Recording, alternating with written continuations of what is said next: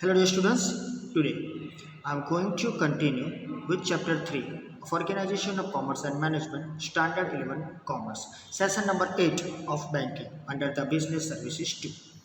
Under this chapter, we discuss different points of the banking. This whole chapter is connected with the banking system of our country. We discuss the different functions. Before that one, the definition, the meaning related to that one. Okay, the introductory part, then subsidiary functions, then some of the accounts. Four type of the accounts are there. Also, we discuss services provided by the banking system. Then after we discuss e-banking. Okay, under that one, internet, core banking. We discuss electronic banking in detail also.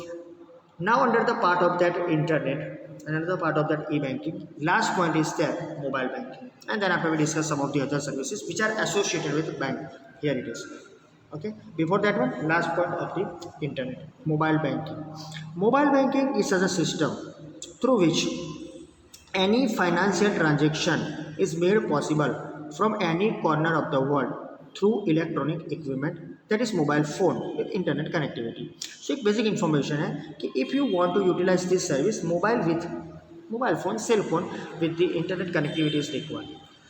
So this mobile banking service is that type of the system or which type of the system through which by using that one कोई भी transaction any financial transactions are made possible not only from one place, it is from the any corner of the world through electronic equipment. तो ये याद रखो mobile banking वो directly connected है electronic equipment से and mostly इसलिए it is require के mobile phone जो है वो कनेक्टिविटी इंटरनेट की होनी चाहिए तभी आप इसका यूज़ कर सकते हो. और सिंपल मेथड है, आप ऐप डाउनलोड करो, उसके जो भी स्टेप्स है उसको फॉलो करो, मोबाइल डेटा ऑन रखो, you can use this service any time और any corner of the world. कहाँ भी आप इसका यूज़ कर सकते हैं. तो this is the particular system where you can easily know about the facility of the banking system, right. So mobile phone चाहिए. So the person need not have to go to the bank physically in this system and can manage transactions like knowing the balance of the account, paying the light bill, gas bill, taxes और making other payments. तो ये तो आगे जैसा ही है, लेकिन यहाँ पर ये चीज़ याद रखो कि ये जो बैंकिंग सिस्टम है उससे एक बेनिफिट तो होगा है जो इंटरनेट बैंकिंग आया, मोबाइल बैंकिंग है, कि there is no need to visit the bank frequently. बारी बारी आपको बैंक में जाना नहीं पड़ता विड्रॉल और डिपॉजिट के लिए या फिर पेमेंट के लिए, चेक का कुछ क्लियरेंस करवाने के लिए, कुछ भी कोई रिसीव किया है चेक तो उसका पेमेंट करना है तो वॉट एवर आपको पैसे लेने हैं, पैसे देने हैं, सब टाइम पे आपको बैंक का विजिट करना पड़ता था. कई बार ऐसा भी होता था कि कोई चेक में मिस्टेक आया तो फिर जाना पड़ता. ये सब कुछ खत्म हो गया है. मोस्टली फिजिकल वर्क अब होता ही नहीं है. Physically system may be within some time period में भी वो ख़त्म हो जाएगी, सब ऑनलाइन हो जाएगा. Let's see. But this particular transactions are simply done. So यहाँ पर आप क्या कर सकते हो, वन सेकेंड में आपका बैलेंस चेक कर सकते हो, लाइट बिल पे कर सकते हो, अब तो मोबाइल फ़ोन का भी पेमेंट होता है बिल में. ओके, गैस बिल पे कर सकते हो, इलेक्ट्रिसिटी, ये सब कुछ डिस्कस होगा. Different taxes you are able to pay. Okay, and some of the other payments. So you can make payments, in short you can make payments through this particular mobile bank. किसी का भी payment आप कर सकते हो. Money can be transfer from one account to another, ये भी हो सकता है, ये ऑलरेडी हमने देख चुके हैं. अगर the customer has to make an application to the bank in order to get this kind of services. तो आपको एक प्लेटफॉर्म से मोस्टली मैं बोल देता हूँ गूगल जो प्ले होता है हमारा, उसमें से हम उसकी ऐप डाउनलोड करते हैं, हमारा अकाउंट नंबर, नाम, सब कुछ जो उसमें रिक्वायर्ड फॉर्म है वो देते हैं. Then after start that. So एक एप्लीकेशन डाउनलोड करो बैंक की ये सर्विस लेने के लिए. The bank then provide login ID and password for mobile banking. तो मोबाइल बैंकिंग के लिए आपको एक आईडी पासवर्ड मिला जाएगा, दिया जाएगा बैंक की तरफ से. It is necessary to follow security rules in this system. वहाँ पर जो भी इंफॉर्मेशन दी है, इंस्ट्रक्शंस दी है, जो भी ऑर्डर्स दिए, you have to follow that one because it is open platform. That is the banking platform. That is good, but also different sources are there, right? Different type of the websites are there. You have to connect with the internet, you have to start with the application, so everything is connected with that particular different company. So security purpose से जो भी आपको बोला जाए वही आपको follow करना है. That's why they are giving 2 or 3 types of the different steps to enter, login, log out. Okay, also transfer money करते हो तब 2 या 3 टाइम आपको पासवर्ड देना पड़ता है. Some of the passwords are OTP यानी वन टाइम पासवर्ड्स आते हैं. तो अगर वन टाइम पासवर्ड आते हैं तो फिर वो दूसरी बार यूज़ नहीं होते, वो 10 मिनट, 15 मिनट, 20 मिनट उसके उस समय से ज़्यादा यूज़ नहीं कर सकते, तो उसका मिसयूज़ भी नहीं होता। तो ये सब सिक्योरिटी को आपको फॉलो करना है when you are using this mobile banking. Okay, so dear students, ये तो हमारी बात हुई थी डिफरेंट सर्विसेज इंटरनेट के थ्रू। अब जो लास्ट सर्विस जो हमें बैंक देता है, services which are associated with bank, जो डायरेक्टली बैंक के साथ एसोसिएटेड है, ऐसी कुछ सर्विसेज की आज हम बात करने वाले हैं। उसके बाद हम इसको ख़त्म करने वाले हैं। तो जो सर्विसेज बैंक प्रोवाइड करती है वो, तो पहला है एटीएम। आपको मालूम है एटीएम, याद रखना उसका फुल फॉर्म सभी के दिमाग में ऐसे होता है ऑटोमेटिक टेलिंग मशीन। ऐसा नहीं है automatic telling machine, don't use that word, right. That's full form of the service is automated teller machine. Okay, फिर कई लोग ऐसा भी यूज करते हैं एनी टाइम मनी, ना वो तो सबने बनाया हुआ है any time money, that's good. ATM आपको कभी भी पैसे दे सकता है, that's why people are using that any time money, right. वो आप सिंपल जनरल लोग बोलते हैं, लेकिन यहाँ इसका फुल फॉर्म बैंकिंग सर्विस में है ऑटोमेटेड टेलर मशीन। ओके, उसके अंदर जो भी इंस्ट्रक्शन है उसके हिसाब से ही वो आपको सब इन्फॉर्मेशन देगा। सो ये तैयार करके रखना एक मार्क के लिए। The bank account holder is given this facility, जिसका अकाउंट होता है उसी को ये फैसिलिटी मिलती है। हाँ, आपका एटीएम दूसरी जगह यूज़ कर सकते हैं card. So when the customer needs he can withdraw the minimum amount decided by the bank and lesser than the balance of his account. So ये तो कॉमन चीज़ें सबको मालूम होती है कि whatever the amount is decided, minimum amount it is decided by the bank. Bank decide करता है कि कितनी अमाउंट आप मिनिमम ले सकते हो, राइट। और you can withdraw lesser than your total balance in the bank. आपका बैलेंस बैंक में 25,000 पड़ा है और आप 30,000 विड्रॉ, यानी 25,000 is withdrawal and against that one your balance is 20,000। अच्छा, आपका बैलेंस है 25,000, यूर विड्रोइंग 30,000, तो नॉट पॉसिबल। ओके, एटीएम से जितना बैलेंस है उतना ही पैसा आएगा, मैसेज आ जाएगा insufficient balance, that's all. Okay, और समटाइम्स बैंक की लिमिट है। अब विद इन द सिटी होता है तो एसबीआई है, तो एसबीआई एक बारी में 20,000 25,000 विड्रॉ करवा सकती है। कई ऐसी बैंक है जो 15,000 से ज़्यादा नहीं देती, कई बैंक ऐसी जो 10,000 से ज़्यादा नहीं देती, because of the some of the reasons. Okay, लेकिन हाईएस्ट विड्रोवल 20 से 25,000 होता है एसबीआई में। एसबीआई मेन बैंक है, आपको मालूम है। ओके, आरबीआई के बाद जो भी बड़ी बैंक है वो एसबीआई, आरबीआई का डिस्कवर नहीं, एसबीआई उसको फॉलो करता है। सिंपली वो एक ऐसी बैंक है जिसके पास सब बैंकों का रिकॉर्ड रहता है। आई एम टॉकिंग अबाउट तो एसबीआई। आरबीआई तो रजिस्टरिंग हैज, तो विड्रॉल लिमिट भी डेली उसमें डिसाइड है। So the bank account holder can withdraw limit amount from his account under the daily withdrawal limit. So daily withdrawal limit SBI में 50,000, मैं भी ये भी बोल देता हूँ, right, with in the city. ये data as per the sources है, तो कई बार ऐसा भी होता है कि रूल्स चेंज होता है तो बदल जाता है। यानी कि एसबीआई आपको अगर 20,000 विड्रॉ की परमिशन देता है पर ट्रांजैक्शन में, तो 20, 20 और 10, 50,000 से ज़्यादा आप सेम सिटी में से या फिर वो एरिया में से उससे ज़्यादा नहीं ले सकते। दूसरी सिटी में जाते हो तो आपकी लिमिट डिसाइडेड होती है, मेट्रो सिटीज़ होती है, उसमें 20,000 या 25,000 एक बैंक से आप नहीं उठा सकते ज़्यादा, that is the day per day limit. Okay, वो डिसाइड किया होता है एक ही अकाउंट से एक से ज़्यादा विड्रॉल ना हो। Okay, so the limitation of maximum withdrawal amount is a single time is also fixed by the bank. ये भी है मैक्सिमम, तो लिमिटेशन वही रहती है ना, थोड़ा बहुत तो लिमिटेशन रखना ही रहता है, बाकी सब इसका यूज़ करेंगे तो बैंक को तो कितने दिनों में फिर से पैसे डालने पड़े, ये प्रॉब्लम है। इसीलिए आप देख लो, ये तो लॉकडाउन का टाइम था, पूरा 2 साल निकलने वाला है, 1 साल तो निकल गया, उस टाइम पे प्रॉब्लम रहता था कि विड्रॉल बैंक में लोग नहीं जाते थे और लोग एटीएम से ज़्यादा विड्रॉ करते थे। लेकिन उस टाइम में सबने ऑनलाइन पेमेंट और ऑनलाइन अमाउंट रिसीव करने का भी सीख लिया, यानी कि एक बेनिफिट होगा कि डिजिटल जो भी मोबाइल बैंकिंग या इंटरनेट बैंकिंग का, उसका ई बैंकिंग का, उसका जो भी काम था वो बढ़ गया। गूगल पे, राइट, फिर पेटीएम, फ़ोन पे, जो प्रॉपर गवर्नमेंट की ऐप है भीम, वो भी, तो सब UPI, unified payment system.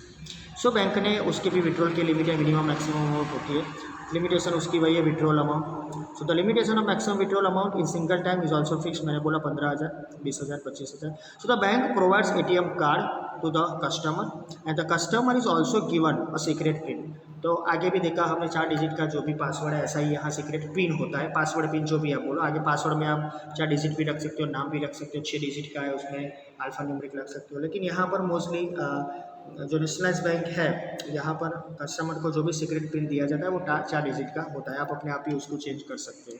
So money can be withdrawn from the ATM of the other bank also, but some extra charge has to be paid for the same.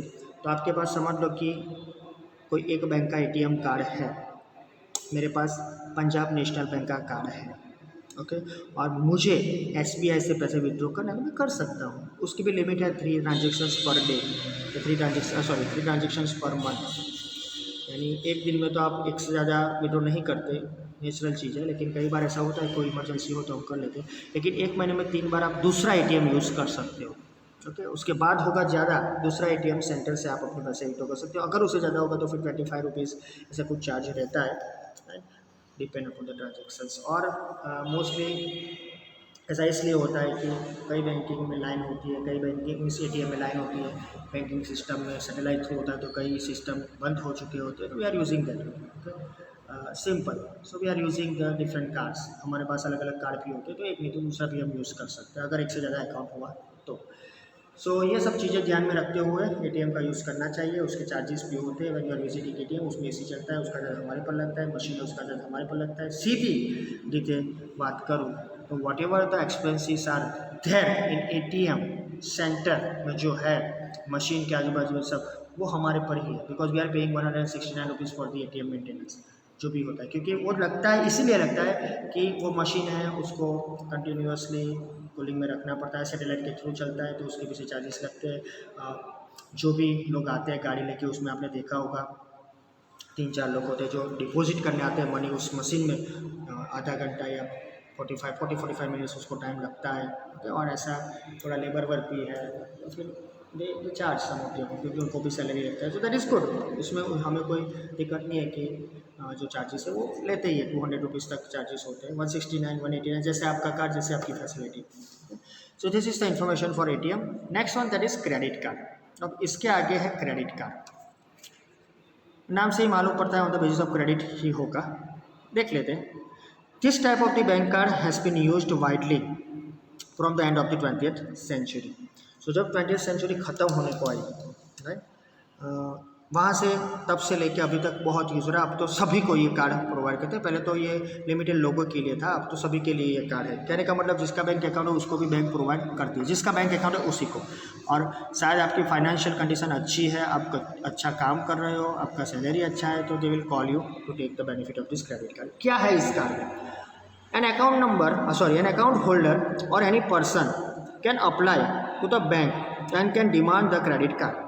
तो मैं तो कोई बैंक में अकाउंट रखता हूँ, समझ लो इलाहाबाद बैंक, अब तो चलो वो हो गए दूसरी बैंक के साथ मर्ज, तो जो मर्ज की हुई बैंक है यूनियन बैंक है। चलो यूनियन बैंक जो है, यूनियन बैंक में मेरा अकाउंट है। अलग अलग बैंक के नाम इसलिए रहा हूँ कि आपके दिमाग में बैंकों का नाम आ जाए, आपने लिख के दिया ही है कई लोगों ने मुझे, तो आपको मालूम है। सो मेरा यूनियन बैंक में अकाउंट है, तो मैं अकाउंट होल्डर हूँ। अच्छा, मेरा किसी भी जगह अकाउंट नहीं है, फिर भी मुझे बैंक से क्रेडिट कार्ड चाहिए, तो मैं डिमांड कर सकता हूँ। I can apply and demand the credit card. They will demand some of the salary slips, some of the information about my income, then they will provide.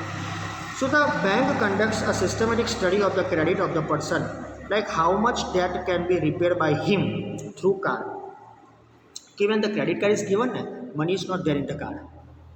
ये main चीज़ है, इसलिए मैंने बोला चलो देखते हैं क्या कर रहा है। क्योंकि जब आप पैसे अपने पास रखते हो और उसका यूज़ करते हो, तो आपको मालूम है आपके पास कितना पैसा है। आपके पास नीचे वाला कार्ड है, डेबिट कार्ड इसके पीछे ही आता है, तो आपको मालूम है आपके पास कितना बैलेंस है, लेकिन ये क्रेडिट कार्ड है। सो आपकी कैपेसिटी कितनी है, वो पर्टिकुलर बैंक जो है ना, वो कंडक्ट करेगा, एक स्टडी करेगा आपकी फाइनेंशियल जो भी इन्फॉर्मेशन है उसकी। That's why they are demanding some of the financial transaction related information. अगर आपका अकाउंट वहाँ पर है तो उनके पास होता ही है, okay. And then after the person who want that card, who are in need of that card, okay, उसके क्रेडिट के ऊपर सब जाता है कि कितना डेट वो अपने ऊपर ले सकता है और रिपेयर कर सकता है, यानी કેટલું દેવું કરી શકું પછી પૈસા પાછા આપી શકું। You know that this system in our accountancy also, you know the particular system that कितना अमाउंट आप रिपेयर कर सकते हो through the card. So this is determined by the bank on the basis of study. वो study करता है कि आपका सैलरी इतना है, समझ लो कि salary of the person is 50,000 rupees, okay, and your monthly expenses are 35,000 rupees, तो 15,000 आपके पास बचता है। तो बैंक आपको 50,000 से 75,000 का एक कार्ड पहले देगी कि भाई आप ये कर सकते हो, क्योंकि आपका सैलरी इतना है, तो आप 50,000 का परचेस कर सकते हो। विद इन 10 डेज आपको ये वापस करना है हमें, यानी 1 महीना यूज़ करो, बाकी के 10 दिन में हमको पे कर दो। ये सिस्टम है क्रेडिट कार्ड की।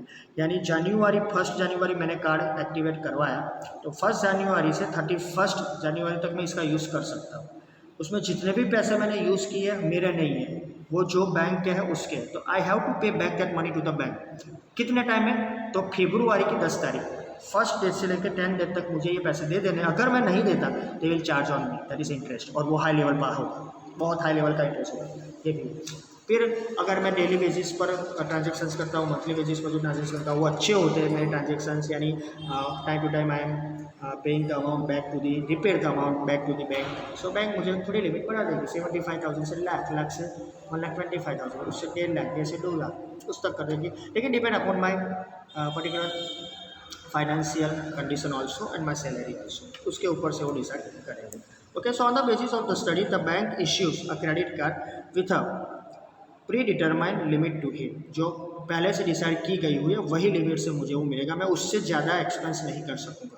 मेरे पास 25,000 का एक कार्ड है, तो अगर मैं उसका यूज़ करूँ तो मैं 26,000 उससे खर्च नहीं कर सकता महीने में, 25 ही खर्च कर सकता हूँ। 26,000 तभी खर्च कर सकता हूँ जब मेरी लिमिट बढ़ेगी। So if I have a card of ₹25,000 limit, then I will pay only ₹25,000 for that month. Next month दूसरी 25,000 आएगी, लेकिन दूसरा मंथ में आए उससे पहले मैं पहले मंथ का पे करना पड़ता है, नहीं करता तो आई हैव टू पे दैट चार्जेस। 3 महीने तक वो जाने देते, फिर चार्जेस ज़्यादा हो जाता है। That's why people are ignoring to take this credit card, but it is good कि आप लो तो भी अच्छा है, आपके इनकम के ऊपर ही आपको आना चाहिए कैसे यूज़ करना है, तो प्री डिसाइडेड लिमिट होती है। सो व्हेन द पर्सन और he makes the purchase, the amount from his account will be debited and the amount will be credited to the seller's account. तो जब भी मैं क्रेडिट कार्ड का यूज़ करता हूँ तो मेरे अकाउंट में से सेलर के अकाउंट में पैसे जाएंगे, यानी the person I am a purchaser, I am purchasing the goods and I am giving the card code and also the money is transfer from my account to other account, यानी इसका account अलग से होता है। सो ये account से उसके seller के अकाउंट में पैसे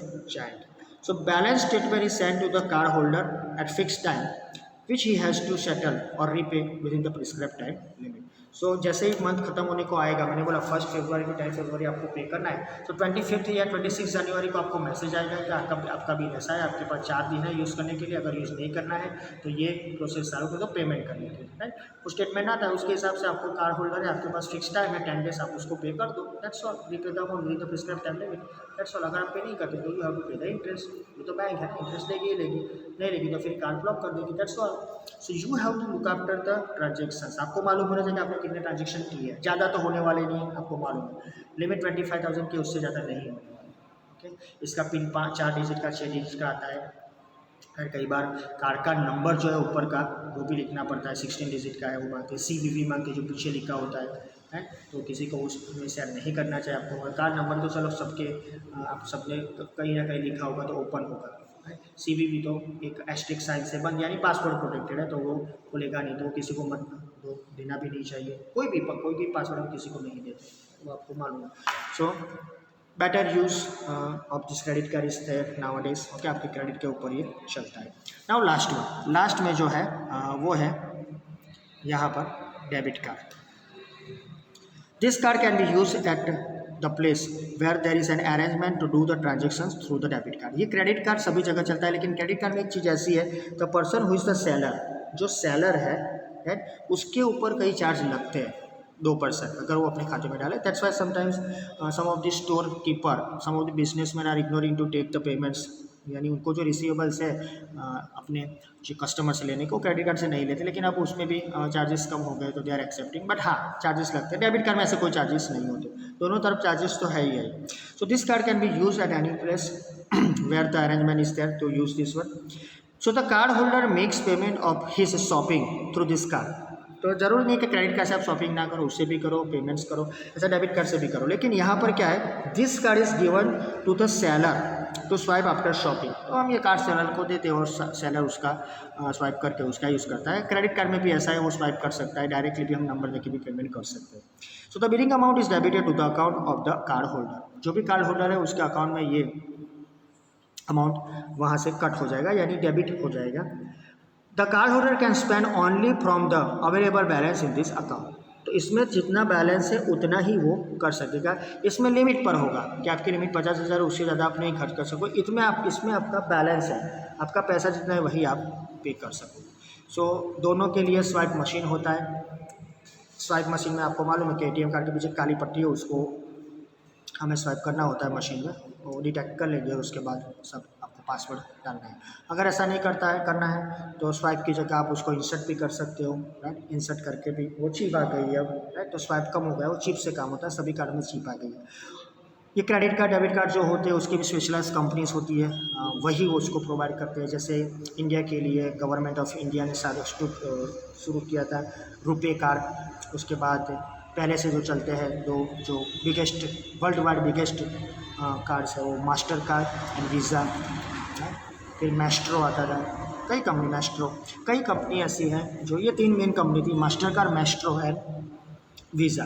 ओके, बहुत इंटरनेशनल कंपनी अभी है, लेकिन इंडियन बैंकिंग सिस्टम में अब रुपये का कार्ड भी ज़्यादा यूज़ हो गया है। सो ये इन्फॉर्मेशन थी जो मुझे आपको इस पर्टिकुलर कार्ड के हिसाब से देनी थी।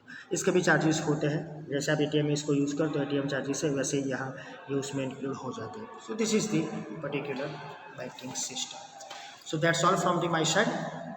तो यहाँ पर मैं ख़त्म करने जा रहा हूँ, चैप्टर भी ख़त्म हो गया है यहाँ पर हमारा। और मोस्टली आप जानते हो कि ये जो बैंकिंग सिस्टम है वो कैसे चलती है, क्यों चलती है, इसका क्या यूज़ है, ये सब बारी बारी हम देखेंगे। 12th स्टैंडर्ड में भी इसकी थोड़ी बहुत इन्फॉर्मेशन रहेगी, तब भी आप उसको देख लेना, तब उसके डिटेल थोड़ी बैंकिंग सिस्टम से अलग होगी, right. So that's all from my side. Now the exercise. Okay, आज सिर्फ मैं as per the time limit MCQs करवाता हूँ, देख लेते हैं। First one, in which kind of account generally interest is not paid on the deposit. किस account में डिपॉजिट पर इंटरेस्ट नहीं मिलता है, वो सिंपल है, बी करंट अकाउंट, आपको मालूम है। Second one, in which kind of account it is compulsory to deposit certain amount at certain time.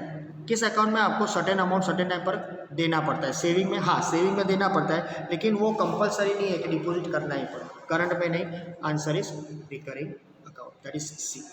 Third one, in which kind of account the bank gives maximum rate of interest on the deposited amount, the answer is fixed deposit, B.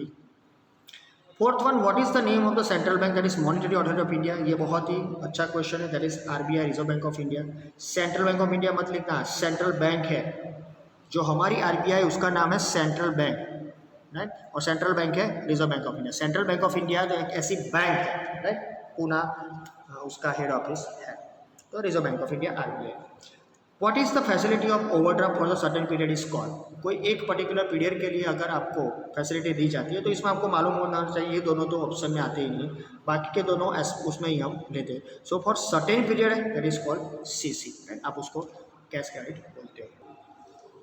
Next one, sixth one, what type of cheque is used by the bank to repay its डेब्ट। Answer इसके नीचे ही है, फिर भी मैं समझाता हूँ कि आपको जो भी चेक है वो बैंक में रिपे डेब्ट्स करने के लिए कौन सा चेक चलता है, आपको कोई पेमेंट करना होता है, दैट इज पे ऑर्डर। यहाँ पर कई बार ऐसा भी होता है आपके डेब्ट्स के लिए आप डिमांड ड्राफ्ट का भी यूज़ करते हैं, लेकिन इस पर्टिकुलर चीज़ के लिए विद इन द सिटी हम सोच के आंसर लिखते हैं पे order, right. Next one, which facility of the bank can be used against the risk of cash in travelling while, आपको मालूम ही है, आपने समझ चुके हो, that is travellers cheque, D. 8.1, minimum how much amount can be transfer through RTGS। ये हमने बहुत डिटेल में समझा है, मैंने समझाया आपको, सो ये आपको मालूम ही है, फिर भी एक बार देख लेना कि कैसे कैसे होता है। यहाँ मिनिमम अमाउंट होती है 2 लाख, मैक्सिमम कोई अमाउंट नहीं। In which kind of transaction the central bank transacts as per batch. Batch के हिसाब से आपको मालूम है NEFT में हम जाते हैं, एक घंटे का बैच होता है। 10th one, how do the banks transact with one another to solve the problem of fund money occurring at the certain time. पैसों की उसकी ज़रूरत होती है तो बैंक कौन सा पर्टिकुलर टाइप यूज़ करती है, दैट इज कॉल मनी, उसका एक कॉल मनी रेट भी है। 11, minimum how much amount can be transfer by in NEFT।